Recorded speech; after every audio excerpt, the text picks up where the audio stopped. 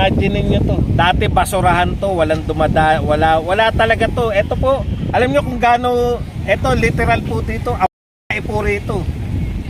Gabantot po rito. Tapos panay basura, di ba? Kaya swerte pa rin tayo yung dating basurahan, ngayon pasyalan na po. Kayong patuloy na bumabati ko sa naglinis nito. Putot nyo.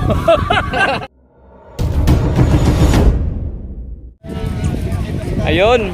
Sir Justin, dahil nandito ka na ngayon sa Manila Baywalk Dolomite Beach at nagkita na tayo, Sir Justin. Anong observation mo, sir, sa Manila Beach? Napakaganda talaga. Saka maraming tao. Sinasabi nilang 300 million. Yung sir, yung presko ng hangin, sir.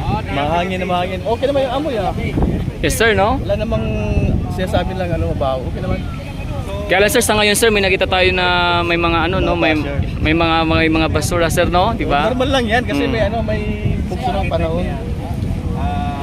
Yan po si Sir Justin Chua Coriano, mga kabay, isa po sa ating sulit na sumusuporta sa ating channel. Subscribers.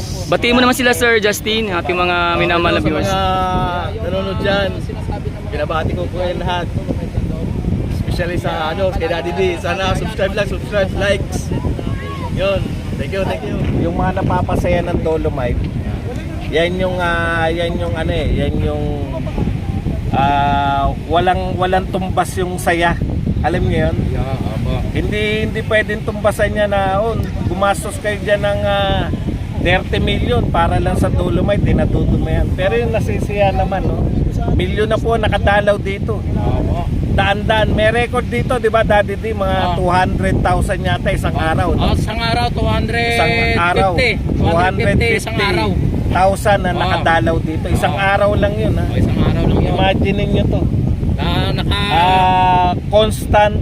Dati basurahan to, wala talaga to. Ito po, alam niyo kung gaano, ito literal po dito, po rito.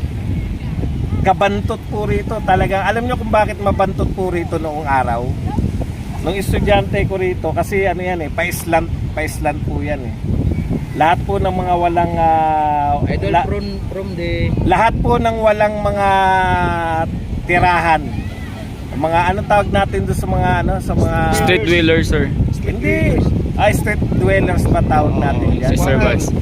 Hindi, squatter kami. Yung mga walang bahay. Legal settlers. Dito, kung saan lang nakatira, di ba? NPA ba yan? Hindi, yung mga dito lang naninirahan. Wala lalo si Arian. Saan yan sa tingin nyo? Dito. Dito mismo sa Dolomite na to. Sa bato, di ba? Bato-bato. Sa bato yan di ba? Kaya mabantot dito kasi hindi nahuhulog sa dagat. Na gumukulog sa bato, dumidikit, puta, tapos maarawan. Wala na. Di ba naglaro kayo nung araw, sino sa inyo naglaro nung araw ng luto-lutuan? Ang bantot talaga, pero ang bantot talaga rito nung araw. Mabaho talaga dati to. Tapos panay basura, di ba? At saka masaklap do, Sir Badong, yung CR pala doon sa dulo yung luma, yung dumi daw diretso sa dagat. Lahat po ng dumi rito. Oo, lahat ng dumi rito sa buong na to, papunta ng dito sa Manila Bay, kaya napakarumi po nito. Galing sa estero. Ngayon, siyempre, pupunahin natin. Umulan Alangan naman hindi magkabasura, di ba? Ano lang ba gagawin niya pag may natangay na basura? Lilinisin lang. Araw-araw po itong mga vloggers na to rito. Ano ba ginagawa ng mga taga-DNR dyan? Ayun. Araw-araw din sila di ba? Ikaw, saksi ka riyan. Anong ginagawa rito araw-araw pag ito araw-araw dyan dito. May naglilinis. Araw-araw. May naglilinis po. Araw-araw may naglilinis. Ganun lang po yun. No? Kaya swerte pa rin tayo yung dating basurahan, ngayon pasyalan na po. Tayo naman parang nasa Miami Beach kayo. Pataas lang ako Sir Badong. Pataas lang dapat. Sir Badong, may singit lang ako, Sir Badong. Ano naman yung mensahe mo sa mga patuloy pa rin na parang hindi masaya sa pagganda ng Dolomite Beach, isa nangyari sa Manila Bay, yung tipong patuloy pa rin na bumabatikos? Yes, Sir Badong. Kasi namimiss nila yung basurahan. Namimiss nila yung basura dati. Tsaka ito lang masabi ko sa inyo, kayong patuloy na bumabati ko sa naglinis nito. Putot nyo.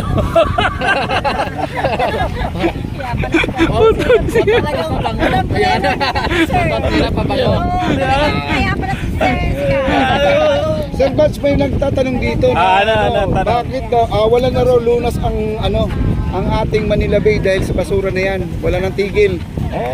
Alam po ninyo, yung kung titignan po natin yung problema na walang lunas, di ba? Wala talaga, ang bigat sa loob, di ba? Pero kahit, sabi nga, may Chinese proverb, Ching Chung Cha.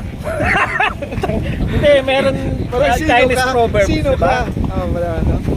Gusto mong patagin yung bundok, simulan mong kumuha ng bato. Kailangan mo magsimula eh. Ito, simula po ito eh. Yung paglilinis po ng Dolomite, simula yan ng deklarasyon niya ng mga Pilipino na gusto namin magkaroon ng malinis na Manila Bay. Bakit naman ang Japan napakalinis na nagawa nila yon dito sa ating? Hapon sila. Sa bagay, no? Pilipino tayo eh. Sir, para sa'yo Sir Badong, sayang nga bang pera sir? Ay hindi, sulit na sulit to. Alam niyo kung bakit sulit na sulit? Wala pong katapat yung yung ngiti na nabibigay ng di ba? Parang yan eh, parang yung painting. Bakit tayo bumibili ng mamahaling painting? Sila pala. Bakit ka bumibili ng mamahaling painting? Kasi ilan lang yung napapasaya ng mamahaling painting? Isang pamilya lang dahil sa bahay lang yun. Eto, milyon-milyon na po napasaya nito. Wala pong katumbas na pera yung napapasaya yung tao. Lahat po ng pumupunta rito nakangiti lahat eh, di ba? Tama sir, tama. Yung mga vlogger lang malungkot eh. Hindi ko. Eto na. Sir. Bakit naman sir? Hindi sir masaya kami Oh, palagi yeah. sir. Oo, masaya kami palagi dito sir. Di ba Sir Justin? Oo, di ba? Masaya kami dito palagi sir, di ba? Alam niyo po, yung mga kasayahan ng tao, wala pong katumbas na pera yan. Kaya huwag niyo sabihin na, di ba, nagbibigay kayo ng bulaklak sa nililigawan niyo, di ba? Nagkukwenta pa kayo na magkano ba yung bulaklak na yan. Pwede naman akong bumili ng babae. Hindi ganun yun, di ba? Yung napapasaya mo yung mga tao, walang katumbas. Ayun. So Sir Buds, lubos-lubusin ko na Sir Buds. Ano po yung mensahe mo sir sa, siyempre, kay Tatay Digong? Maraming salamat sa aming tinuturing na hindi ko naman sinasabi na siya yung pinakamagaling. No? Isa sa pinakamahusay, pinakamagaling na presidente ng Pilipinas, si Tatay Digong, dahil sa proyekto na to. Maraming salamat din kay Pangulong Marcos dahil tinutuloy niya yung maraming proyekto ni Tatay Digong. Yan lang. Ang kinakailangan natin ngayon, continuity. May magandang ginawa, di ba? I-continue na lang natin at dadagdagan pa. Sir Bats, Ano man yung yung political leaning nyo, kung kayo may Marcos, anti-Marcos, di ba? Wala na yan sa tapos na eleksyon, ang eleksyon na lang yun, di ba? May nanalo na eh. Yes sir, totoo yan. Kahit na nung angal nyo, may presidente na tayo na